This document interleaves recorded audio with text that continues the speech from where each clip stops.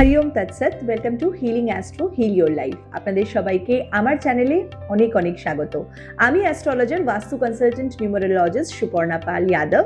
আজকে আপনাদের একটি খুব ইম্পর্টেন্ট তথ্য দেব, যেটা হচ্ছে আমাদের সবার দরকার। আমাদের অফিস লাইফে প্রচুর প্রেশার থাকে এবং সেই প্রেশারটা কিন্তু আমাদেরকে নিতে শিখতে হয়। প্রেশারটা কিন্তু কমবে না, প্রেশারটা দিনকে দিন কিন্তু বাড়তেই থাকবে। তো প্রোগ্রেস করতে গেলে প্রেশার নিতে শিখতে হবে। সেই প্রেশারটাকে মেনটেন করার জন্য, আপনার মানসিক চাপটাকে কমানোর জন্য এবং ব্যালেন্স রাখার জন্য এই উপায়টা। যারা অত্যাধিকভাবে প্রেশারাইজড হচ্ছেন, ডিপ্রেশন, ওভারথিংকিং অথবা ইনসোমেনিয়া প্রবলেম হচ্ছে, যাদের অফিসের কাজ করে করে যাদের দিন এবং রাত এক হয়ে যাচ্ছে, সেই প্রেশারটার জন্য এবং গ্রোথ প্রসপ্যারিটির জন্যও কিন্তু এই উপায়টা আপনি অবশ্যই করতে পারেন। কি করতে হবে?